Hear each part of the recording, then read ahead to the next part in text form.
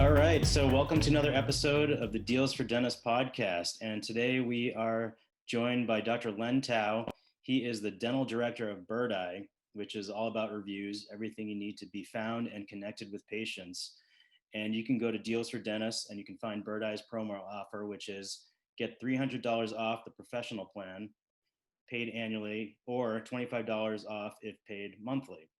So I see here that now you are listed as from Parkland, Florida. So did you move from Philly to Parkland? Yes, about 10 days ago, we officially moved. I sold my home in the Philadelphia area after being there for 15 plus years, 14 years in my practice, which I'm still working, and we relocated our home down to Florida. So just a different lifestyle, especially during the COVID outbreak and stuff. We wanted to kind of lead a different life. So I just moved in literally 10 days ago. We're still unpacking, and things are good. No complaints from me. That's quite the commute. I'm 7 minutes down the road from the office that I work at. I live and work in the same town, so you've got quite the commute. You still practice in Philly? I do. So 2 days a week. My days are Monday and Tuesday. So as of this recording, I just did my first commute. I left on Monday morning. Very easy drive. I'm about 30 minutes from the Fort Lauderdale airport. Literally drove in, parked my car, walked across the street. I walk on the plane because I'm an elite executive platinum on American. Got my first class seat.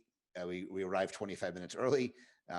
Took an Uber to my office. I started seeing patients at 10. I got there at 9:45.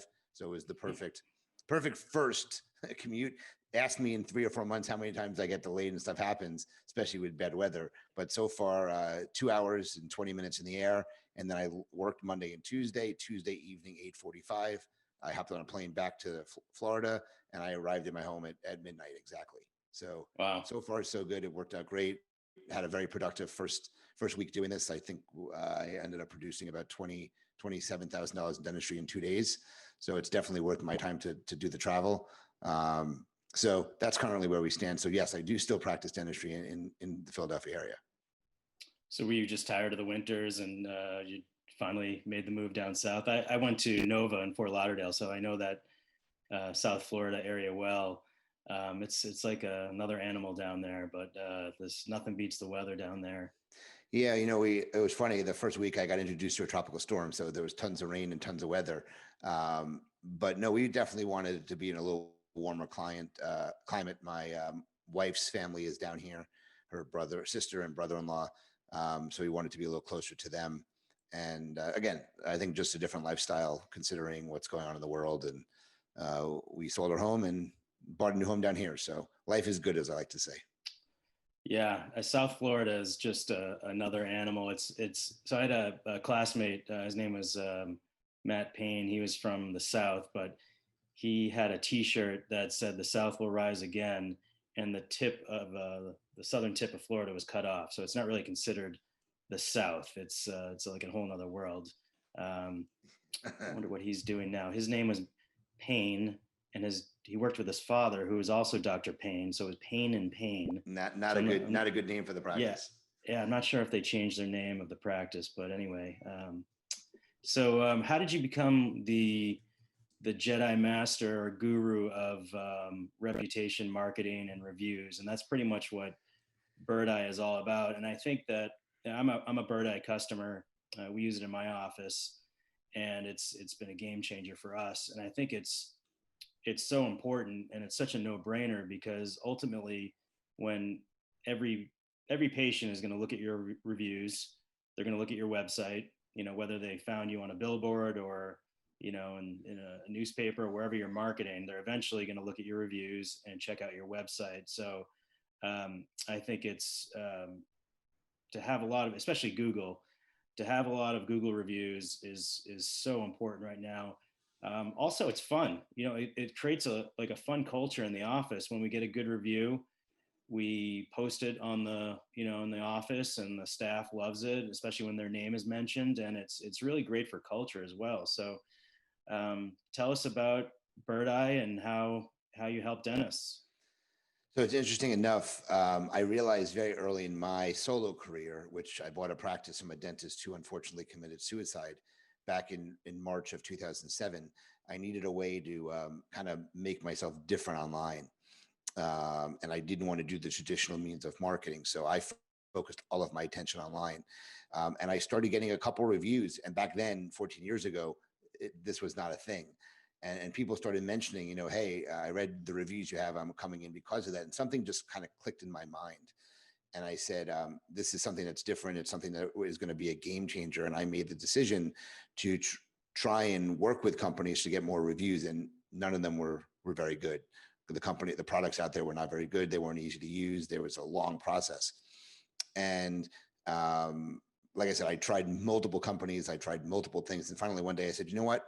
I know enough people. Let me see if I can do something myself. And I did. I created my own software product called iSocial Reviews. I debuted it at the Yankee Dental meeting in 2013. So just over 7 years ago now. And I did not know if anybody was going to buy it. I just had an idea and went with it. And I called Yankee Dental, because I went to dental school at Tufts.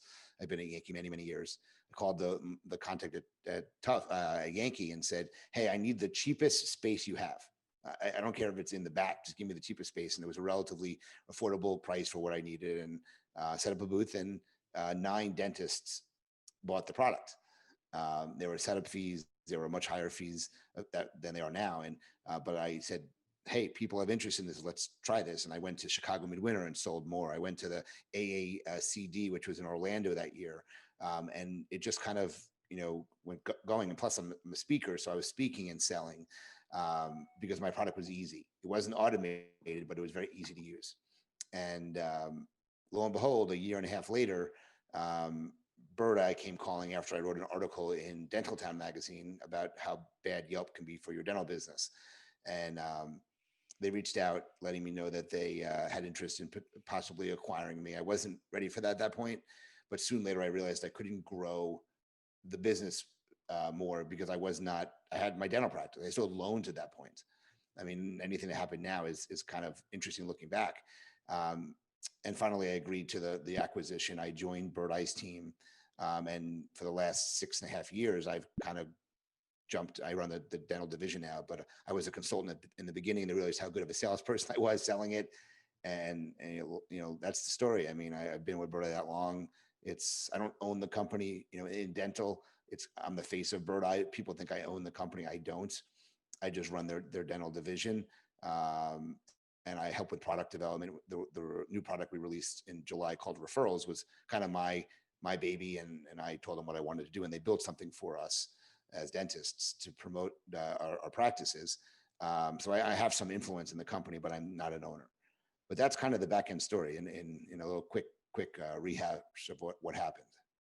So were you stuck in the booth way in the back near the bathrooms in the old Heinz Convention Center? This was actually already at the new convention center already. Yeah. I was in dental school at Heinz, so I went to the Heinz Convention many times. But no, this was at the new convention center. But I was in the back, and I can tell you what: if you go to trade shows and as a dentist, and you can't imagine the behind the scenes that take place in these shows.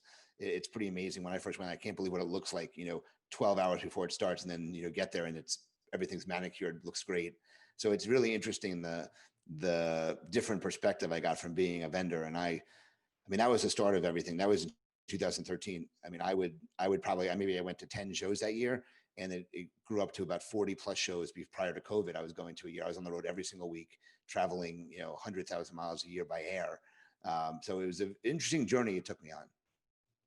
I can't even imagine how expensive some of those booths must be, because it's, they're like traveling cities. I have been to the Yankee like a day early before it opened, and it's just a bunch of crates and suitcases, and then they make it into this beautiful event.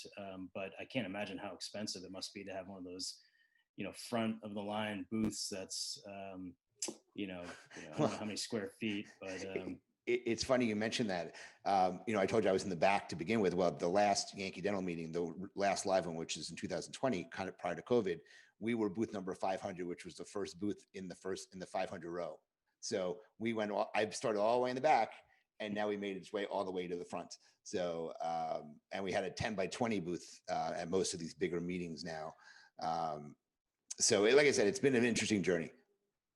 And is Birdeye now, are they still doing some of these events virtually? Are they going to be joining Yankee or some of the other conferences, but through a virtual aspect? So, it's interesting. Virtual meetings for me in particular, being a dentist, is kind of one of those up and down things. I am a big time speaker. I speak, all these many, sessions a year, 35 to 40 meetings a year I speak at. The speaking part is good virtually, I think, but the exhibit hall, I think I actually put a poll in my Facebook group, Raving Patients, and I asked people, when you go to these virtual events, do you attend the exhibit hall? And 90% of them said, no, I absolutely do not attend the exhibit hall. So I don't think it's been a great investment for Birdeye at the couple of meetings we've done. If I'm speaking, I think it works okay, but I don't think dentists attend these exhibit halls at these meetings. So I think it's up in the air to see how things go. I think for most of 2021, I think we're going to be virtual still, especially because of the increase in COVID as we're, recording this. So I don't think it's going to be really safe to go to these large events. So I think, until at least the third quarter, maybe even into 2022, I don't think there's going to be many live events. Yeah, and those events, I mean, I think they were losing attendance. They're so expensive to put on. I mean, for Yankee to rent out that huge Seaport convention center is can't be cheap. Oh, no, And it's I was the same incredible. way. Towards the end, I would walk down the exhibit hall, with like my eyes glazed over because I was a piece of chum to the sharks that were trying to sell me something, and I would just walk to the exhibit that I, was specifically targeting. So a lot of companies were saying that there just isn't the return on investment in these big conventions. So I'm going to put on my hard-hitting research here, journalism hat here, and so you're the director of dental at Birdeye. I'm assuming that they work with other businesses, other health professions, like even like restaurants. I mean, reviews are everything now. Yeah, Birdeye is dental is by far our largest vertical, Mhm. partially because of what I've done. And most people, like I said, know me as they call me the Birdeye guy for a reason. Um, but dental is our biggest vertical, but we are in healthcare, we are in legal. We have a very large legal number of clients, lawyer clients. We're in home builders, large corporations, enterprise corporations. We work with, if you could be a limo driver or a psychic, and you want to get reviews for your business, and we help them. So we can help any business, but those are healthcare and legal, dental, home builders. Those are some of our largest verticals out there. Restaurants, like you said. I was thinking of becoming a part-time psychic, so I may call you up on that. Um, so does Birdeye consider themselves reputation marketing, reputation management? What would be the best way to describe Birdeye? So I have always used the term reputation marketing because you want to market your great reputation. Reputation management was a very old term that really talked about figuring out how to get negative reviews off the first page of Google. That's what reputation management was. So I termed reputation marketing and am promoting that ever since I've been doing this. So we are a reputation marketing company. We help businesses get more reviews onto Google or Facebook or any of these other niche sites that you want. We get them more visible, we get them more credible, we get them what I refer to as more social proof, and ultimately to increase their visibility and increase the number of new patients that are coming in. So we've since really become a customer experience platform or a patient experience platform that have added some neat little features to the product to make it more than just reviews. Okay, I want to get to some of that a little later on, and just focus on the reviews right now because I think it's so important for a dental office. I mean, we work so hard to make the patient happy. We're no one loves going to the dentist. We're using drills, needles. They're paying a lot of money, and for someone to come out of a dental appointment and leave a good review, you have to work really hard at. It's not like the ice cream store down the street, which opened up and they have immediately have 1,000 reviews because everyone loves ice cream. Not everyone loves going to the dentist, so you have to work as hard as you can to make that patient experience pleasant, so they will leave a good review, and ultimately the new patients are like the new blood, and they're the ones that are going to leave reviews and tell their friends and their family, and it's going to create more new patients. So I think reviews are just so important. And like you said, it creates a credibility.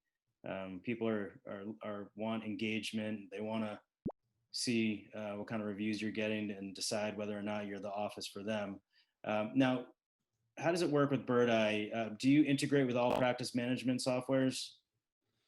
We do. We have about 98% of the market covered. So we work with some of the cloud-based platforms, Curve and Dentrix Ascends, Planet TDS, and then almost all the server-based products. There's very few of them that we don't have an integration with. One in particular is Mac Practice, but I think literally 98% of the market's covered by what we have from an integration perspective. Okay, and what about, do you integrate with all systems? Like, I'm assuming Google and Facebook are the biggest, and Google is probably by far the biggest, right? What about other systems like Twitter and Health Grades, or even integrating on my website, getting reviews right on my site? Yeah, so we get reviews on Google and Facebook mostly. We can get Health Grades for dentists, but in my opinion, Health Grades is really a doctor site, not a dental site. And so we could do Health Grades. We Facebook and Google. Google by far, as you mentioned, is there's no doubt is the biggest. Facebook would be second. We cannot help with Yelp. Yelp has really made it a point that they don't want any third-party company working to get Yelp reviews. So if you are listening to this and your product is recommending or offering Yelp reviews to your patients, you need to be a little bit careful, because if Yelp catches it, they will take all your Yelp reviews down without even asking you. They just remove them. So you got to be careful with Yelp. Once we generate the review, we actually cross-post it, which means we have a feature that allows you to put it on your business Facebook page. If you have Twitter, we can put it on Twitter. We can put it on LinkedIn as well. So those are 3 places it could automatically be sent to with our platform. And then we also have an integration with your website company, and we use widgets, which are just coded applications that can pull reviews from the Google feed and just any of the feeds. And we have all the reviews that are put on the website in one little scrollable widget. So this is what I call the social proof part of the platform, where we're actually marketing the reviews so people see them and thus in turn want to become your patients. Mm-hmm. What about Instagram or TikTok or some of the other platforms? Are those? No, Instagram is a big request, but Instagram doesn't allow this type of cross-posting. They don't really have a desktop interface. You have to do things mostly on a mobile device, and that's why we don't have that ability at this point. Yeah, so I think we've had Birdeye in my office. We came out of Yankee Dental with it maybe 4 years ago, and I think we had about 25 Google reviews, and now I think we're up to 450. I think what we do is send the patient a text about 2 hours after their appointment. Is that about the sweet spot? Is that what you recommend, about an hour or 2 after their appointment? I actually like doing it at the end of the day. And the reason that is because you get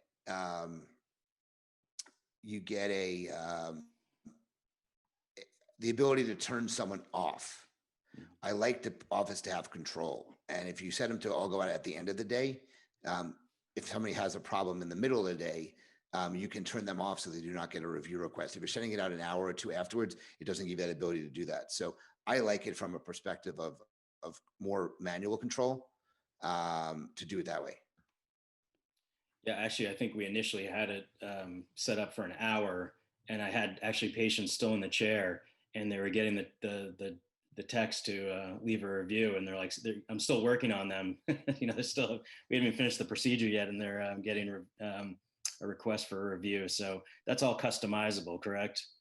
It is. The system is fully customizable. The messaging is customizable, where the times you control the messages going out, that's all customizable.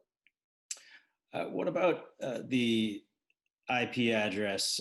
So if I were to send them a review and they were still in the office and they were using the office's Wi-Fi, does that affect Does Google see that and filter that out? It's better to send them the review request while they're at home under a different IP address and different Wi-Fi.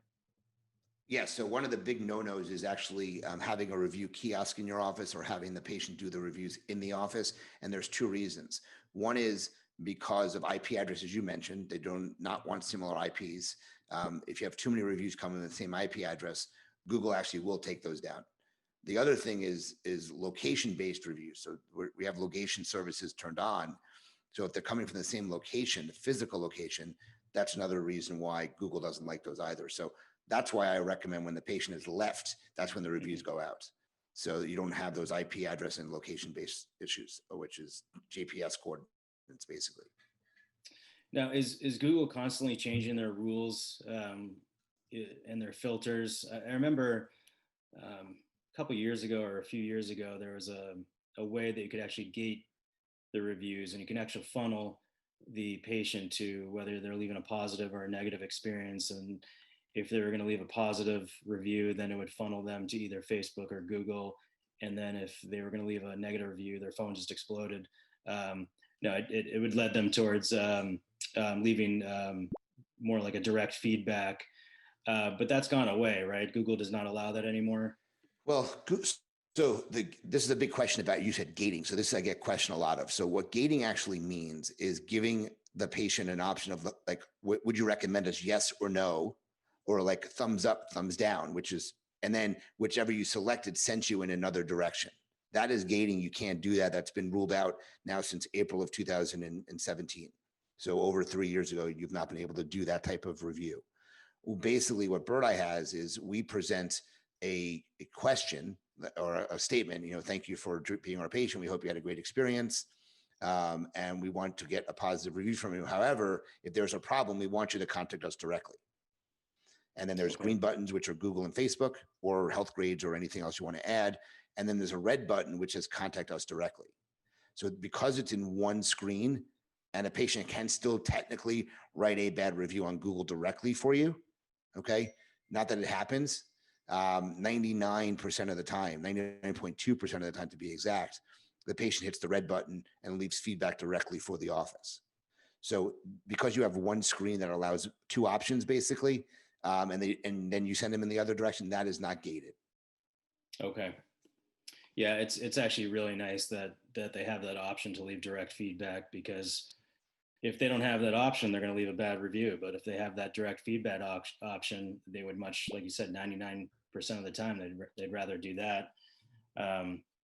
Now, what if I had 30 block family members leave a review? Does Google filter that out? Do they know what I'm up to? Is it all part of their algorithm to screen these reviews? I would tell you that you want to definitely not get a ton of reviews from with the same last name. If they're different last names and they're true patients, I don't see it as an issue. The issues are, fake reviews from non-patients is always an issue, whether it's positive or negative. And like I said, as long as they're positive, I just wouldn't have the same name on all the reviews. That's going to look very sketchy, and you want to be as credible a business as possible. So I would tell you that that would be the main thing I would worry about, is that just a credibility issue there. Yeah, patients are gonna, they're gonna sniff that out and see, 15 different blocks just left a 5-star review for Dr. Block's office.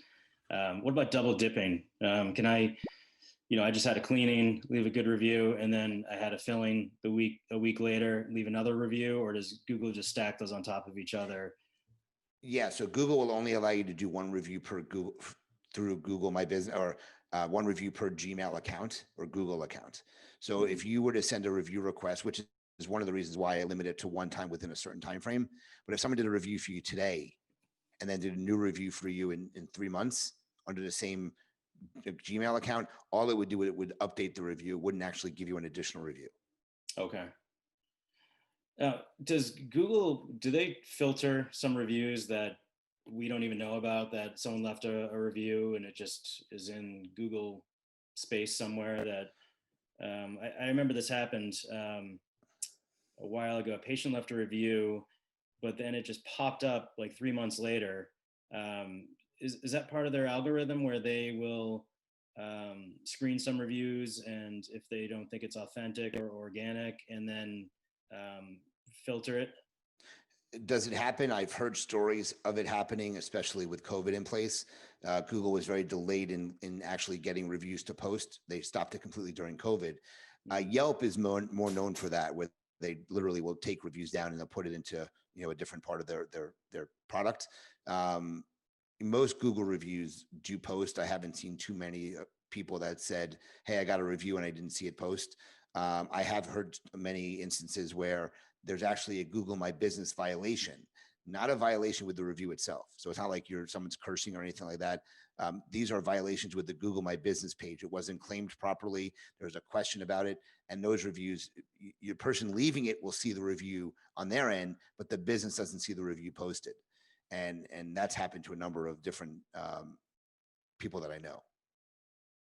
What about profanity? I had a patient call me an a-hole because I dismissed their family member because they didn't want to take x-rays in like 4 years, and they had a bunch of interproximal caries. So they called me an a-hole, um, and actually threatened to leave a bad review, like some kind of extortion.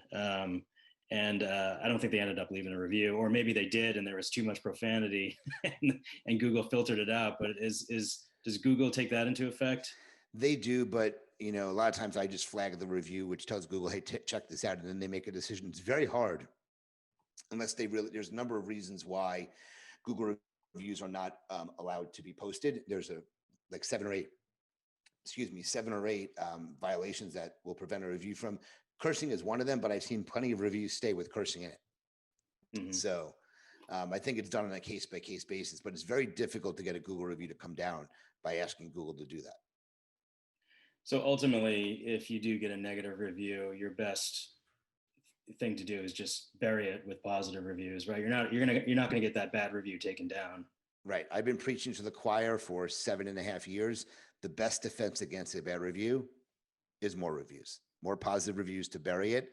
I think actually having some negative reviews actually makes you more credible because we are a Hmm. business that happens to get some negative reviews.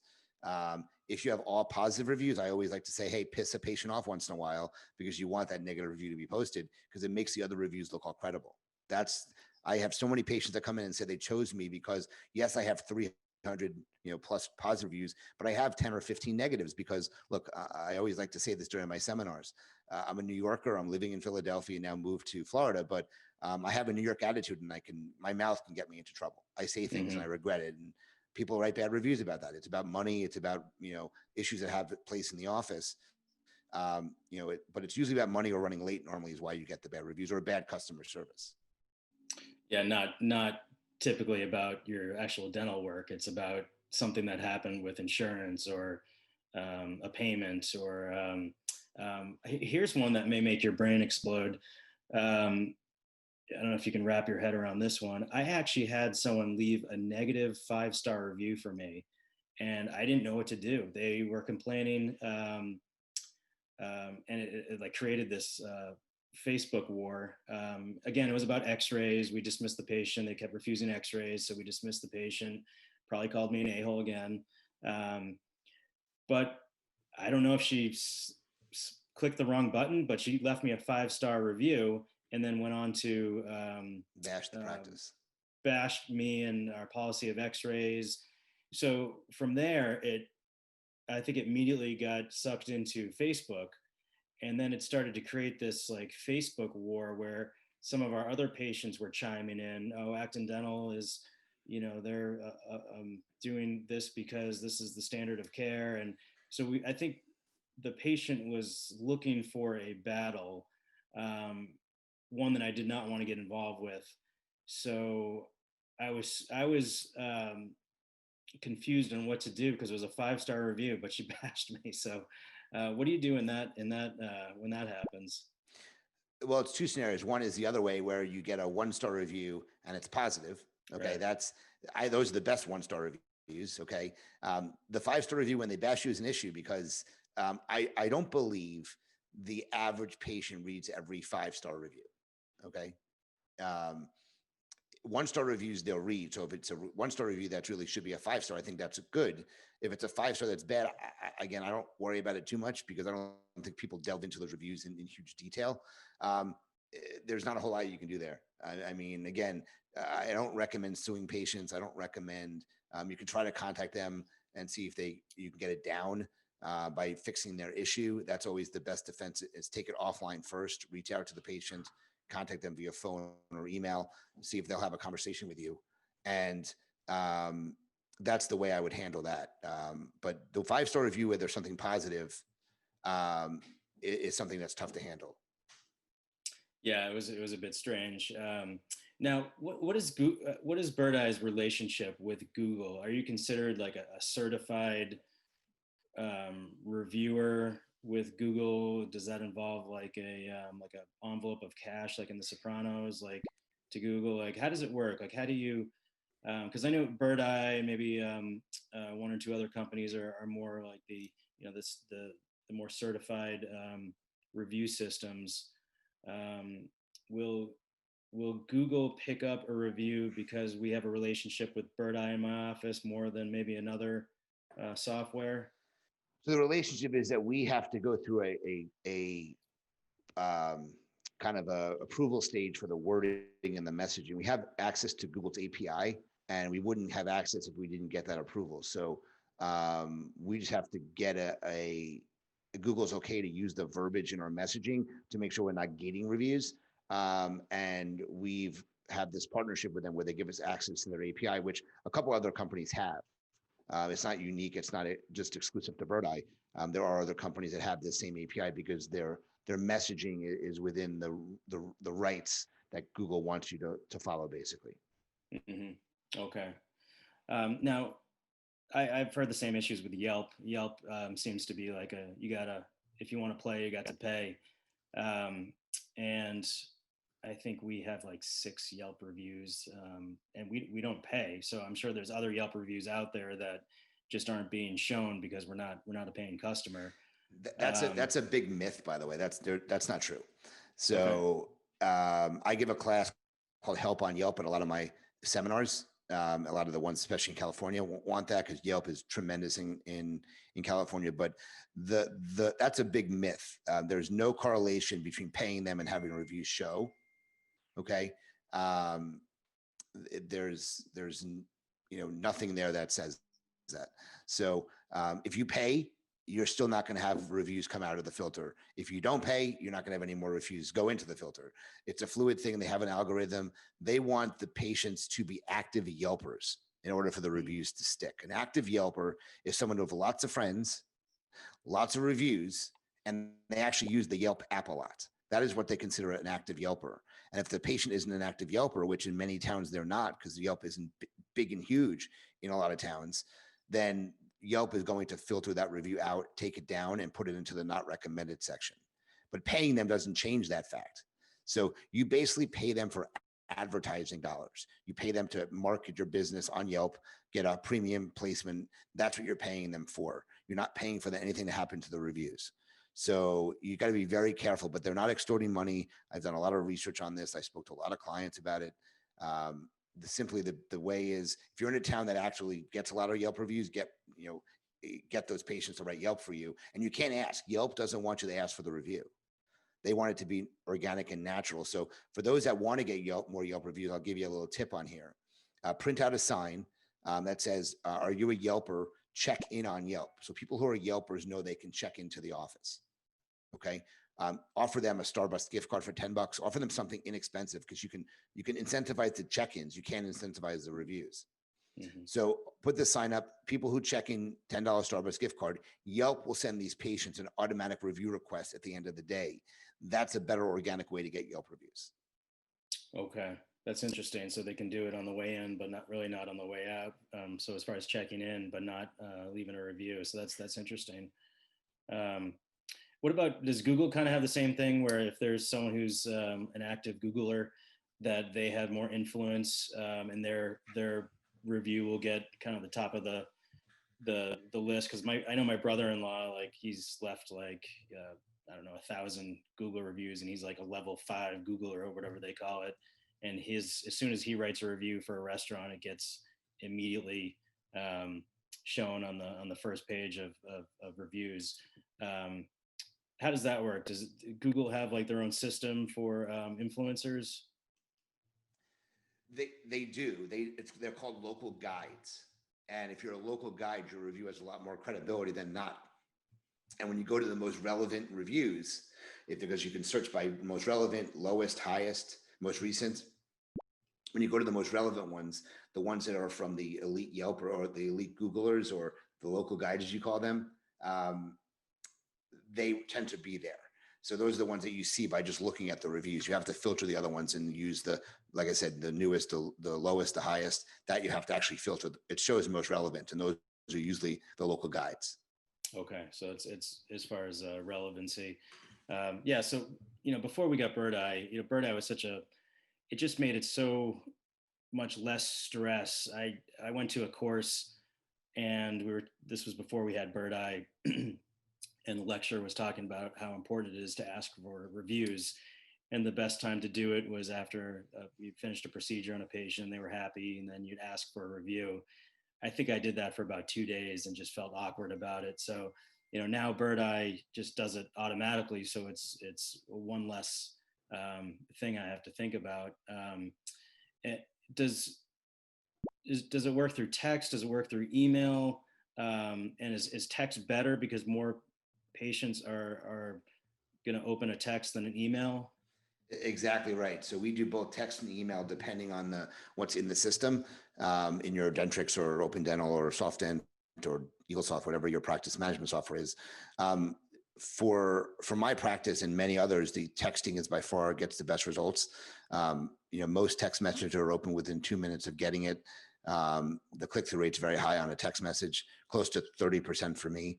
But I still send emails because it's not everybody. So the preference is text message, but email still works for some people. Now, what if I was on a different system? I had a different system than Birdeye, and I had 100 Google reviews, and I switched over to Birdeye. Is there a chance I could lose some of those reviews in the transfer? No, because you're not transferring the Google My Business page. The Google My Business page remains as long as you're not doing anything, or as long as you have not collected other reviews, in a way that's deems questionable by Google. You shouldn't lose any. I had a client who was using another software, and they were generating the reviews in the office. And she came to me, she says, I have like 120 Google reviews. And we looked, there was only like 25 there. She goes, that doesn't make any sense. And when I asked her how she's getting them, she told me that the patients are doing it in the office, and that's a big no-no. So Google took the reviews down because of that. So that would be the only reason someone loses reviews. Okay. Now, what's the data on reviews? Is it more current? Are patients searching for the most current reviews, the most relevant reviews? Is it like the ones from last week or last month? Yeah, the data from a product called Bright Local, it's a company that surveys consumers. The 2019 survey was released in December of last year. The 20 survey will be out in the next probably 6 weeks, probably. And the studies show that about 84% of people think that reviews older than 3 months are not relevant, and 48% of them want them within 2 weeks. So the fresh current reviews are a lot more relevant and credible than ones that are older. Okay, that's interesting.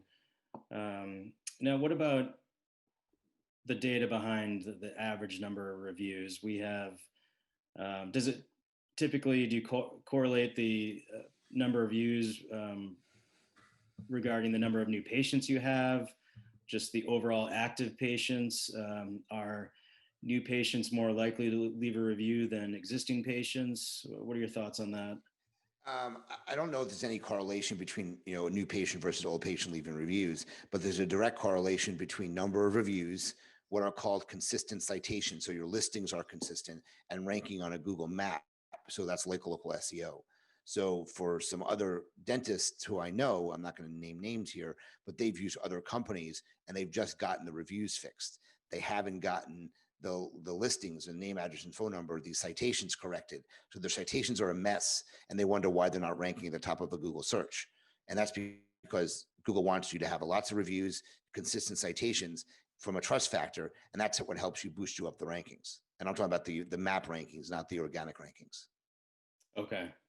Yeah, in the end, I think it's, the reviews are so important. It drives people to your site, and ultimately they're going to call to become a new patient if they feel comfortable with you, what they see on your website, and what kind of reviews people are leaving. Are people more likely to read the 5 stars and the 1 stars and not the ones in the middle? Well, there's very few. It's either one star or 5 stars. There's very few like 3-star reviews. It's pretty amazing. There's no in between. So that's very interesting you asked that. But they're more apt to read the 1 stars in my opinion. Check them out and see what people are saying about your business. But there's very few 3-star reviews. So I don't think even that matters. Yeah, we had this odd 4 star review where the patient left this glowing review about everything, but she found it hard. She couldn't find her way out of the building, and it's not a very big building. I think she got a little lost. So she dropped us down to 4 stars, which is fine. I think patients will Four, sniff that four out. star, 4-star reviews are fine. But I wanted to mention, I think that even the biggest factor when it comes to reviews is that if you're marketing your practice and you don't have a lot of reviews, you're wasting your money. Okay. Mm-hmm. If you're spending a lot of money, if you have TV ads or radio ads and you simply don't have a lot of reviews, and I would say the magic number is 75, or even if you're doing Google AdWords or any type of funnels out there, if you're doing that without a lot of reviews, you are totally wasting your money because the conversion is going to be really bad. So the reviews are the fuel that drives the marketing engine. So Mm-hmm. if you are marketing your practice, and you don't have a lot of reviews, stop because you're wasting money. Wait till you get more reviews and then save the money and use it in a more effective ROI once you have the reviews that are coming in large quantities. So is that a message out there to the young dentists that are just starting their practice to first build up their reviews, build up their credibility, and then start marketing once they've hit, roughly around 75 reviews? Yeah, well, I mean, look, for practices that are startup, a lot of people I speak to, they open their doors and they have no reviews. Well, there's Mm-hmm. no credibility then. So even when you're a startup, I want you to go out there and have 10, 12, 15 reviews, even if it's from previous patients prior to wanting to do, direct mail pieces or any type of Google AdWords to get patients to come in because they're not going to do it. It's not effective. So you definitely want to pause before you. And even people always say, should I get my new website up and running? And I always say, why do you get a new website? And the doctors eventually get to, well, I get a new website because I want more new patients. Remember, the website doesn't drive new patients. It's the visibility that does. You need a more visible Google My Business page. So you've got to start with the reviews first before you even get a new website because you're wasting your money on that too. Yeah, and ultimately, when I ask new patients, how'd you hear of us? They will mention um, whether it's through their insurance company or a friend, but it usually ends up with, well, we really liked your reviews. You had really good reviews. You had over 400 reviews, so that's why we came here. Um, and you can't judge a book by its cover. I have a guy that he leaves the greatest reviews every time he leaves, and he looks like a construction worker. He's always dirty, and he's looks like this blue collar guy that someone you wouldn't expect to be on social media, and he is like my Google review champ. So it's not just the young millennials that are out there leaving reviews. It's all the population. So all right, so thanks so much, Len. Again, go to Deals for Dentists and you can find out Birdeye's promo offer. Get $300 off the professional plan paid annually, or $25 if paid monthly. What else does Birdeye have going on before we call it a day? You mentioned that they're more of a whole patient kind of service platform now. So we have a referral product now, which helps you get electronic referrals from your patients. So when someone says they want to refer to you, you say, well, that's word of mouth. Well, now we send a message about 48 hours after the review goes out requesting a referral. And they're able to share the information about the practice via text message, email, Facebook Messenger, and Facebook. And if they put it on Facebook, per se, they put it, this is my dentist, they're awesome. And there's a link in there that if they click, the person that's being referred gets sent right to the office, and they can choose to make an appointment or send a communication to the office. So again, word of mouth, which is just people referring, versus electronic word of mouth, has been a very effective way in getting more patients into the practices. So we have a referral product that does that. And then we have this professional product that has a web chat integration. So you put a little chat service on your website. It's a text messaging platform, so you can text your patients, two-way texting. And there's also something called Receptionist, which is an after hours recorder of voicemail, which when the patient leaves the message, it automatically goes into this inbox or this text messaging platform. So you can message patients. It will be transcribed, the voicemail will be transcribed into the Birdeye system. So that's part of the professional package. So we have a standard package, we have a premium package, which has referrals, and then we have a professional package, which has this web chat and interactions product that we were talking about. So it's, it's not just reviews anymore. It's like you said, the whole customer experience. So what about yourself? Are you still lecturing and consulting? I'm assuming it's all virtual now and not traveling as much. Yeah, so I do a number of speaking gigs. It is virtual. I have not been to a live event since March, right before COVID.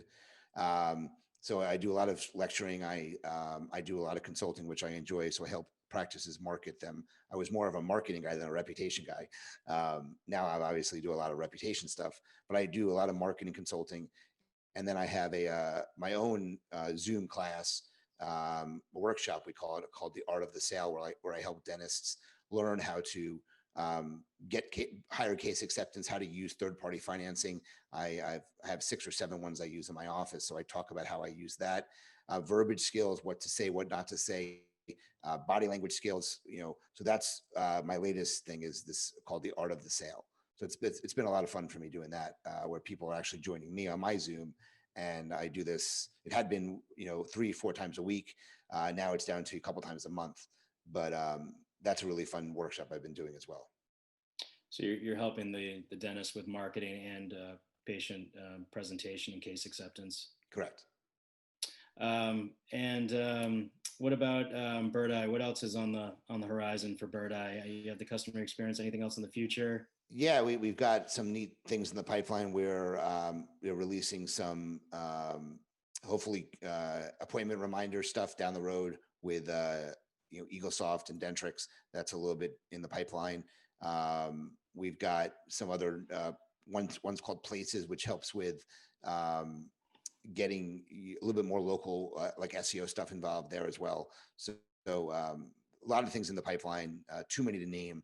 And they usually release it on a monthly basis. A new feature comes out within the platform. Awesome. Looking forward to finding out more about that. Any last nuggets or words of wisdom for the young dentists out there before we sign off? Make reputation your main marketing that you're doing. It's inexpensive. It will pay off terrific in ROI down the road.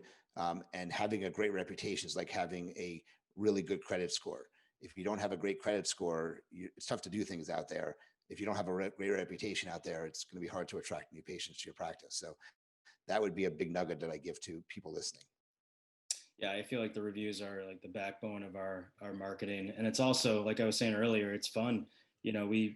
Before our office meetings, or we used to, before every morning huddle, read out a review, give a shout out to one of the staff members. So it kind of re-energizes the staff and makes it fun. So, all right, thanks so much for joining us, Dr. Len Tao, the Director of Dental of Birdeye. So let's be in touch and maybe see what's going on in your world in the next 6 months or a year or so. Thanks for having me, Eric. I really appreciate it. All right, let's be in touch. Take care. Bye-bye.